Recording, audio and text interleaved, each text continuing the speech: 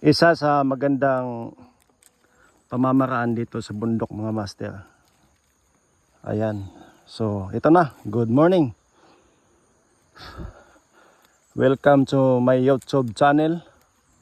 So, dito po papakita natin yung pamamaraan dito sa probinsya. Ayan, so makikita mo si master dyan. Hindi yan naglalaro ha. So yan ang pamamaraan dito, paano magtanim ng palay o tinatawag dito mga master na sabod. So punta natin. Yan ang pamamaraan namin dito.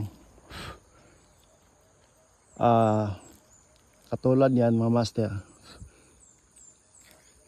tinatawag dito ginagalas, matapos yan sinusunog pag matuyo na. Katulad din ito, nasunog na to. At yan, may mga damo-damo pa yan, may maraming damo.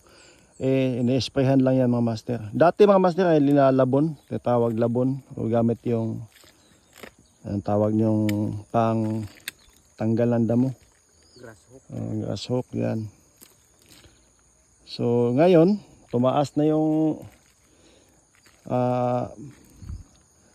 gumagaling na yung mga pamamaraan, yung mga utak ng mga farmers dito. May mga idea na gamitan nila ng spray. Ayan, so katulad dito, yan, papakita ko sa inyo kaano ba kasukal nila ang ito. So actually ito na sprayhan na at yung ibang damo ay nabuhay. Hindi lahat naman ng damo ay automatic na mamatay. Ayan, katulad niyan mga master. Ayan, napakasukal niyan. So matapos sprayhan, ito na yung ginagawa namin dito. Ayan, nagsasabod ng humay. Yung tawag na, kasi dito mga master, yung humay dito, iba yung humay sa basakan ha, iba yung humay sa basakan. Yung sa basakan mga master, hindi katulad dito. Kasi dito mga master, nasa 2 meters yung haba niya. 2 meters o 1 meter and a half. Yan.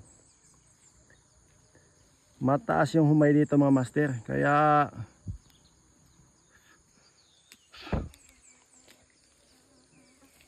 dahil walang tubig dito mga master, ayan, mataas yung humay. Yan talaga yung nakadesign dito mga master. So, sa bundok yung mga humay. So actually next video papakita natin by 3 months, papakita natin, update natin yung humay nila, humay namin dito. Ayan, hanggang doon yan, diba? Ito papakita natin. Ito yung humay dito, para lang nasa basakan, diba? Parang lang parang sa basakan lang. Pero itong humay na to ay wala sinanaw may Remulitis. Oh, Remulitis. Actually, bago pa lang yan na variety dito sa amin. Karamihan dito, songi, perya, yung yun ang mga native talaga na may mga binabayo lang, yung gulubok pa sa Bisaya pa. Binabayo, napakabango niyan pag linuto mga master. Ayan. Hindi yan naglalaro, nagtatanim yan. Sasabod, tawag na sabod. Diba? So kailangan talaga ng insecticide. Yung tatawag na, tatago na yung brand ito. Dinagay lang namin dito yung pang pesticide. Yan. So yan ang ihalo sa humay. Para sa ganun ay hindi madapuan ng, hindi mahakot ng hakot. Ganyan ang pamamaraan dito.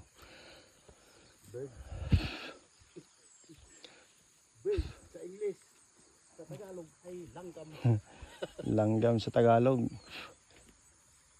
Pero dito sa amin mga hakot ba, hakot. Yung gumagapang na yung humay, palay ay dinadala doon sa butas. So yun.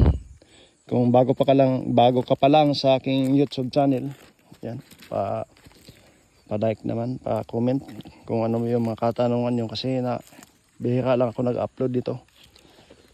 Dahil mostly yung ina-upload natin, dati nasa Saudi ako. Yan, bakal na, pero nag-exit na ako mga master. So ito na.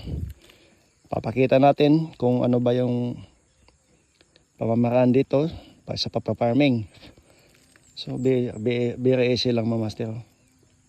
Para naglalaro lang, di ba? So yun, pa-subscribe mga master. Thank you for watching. Bye bye.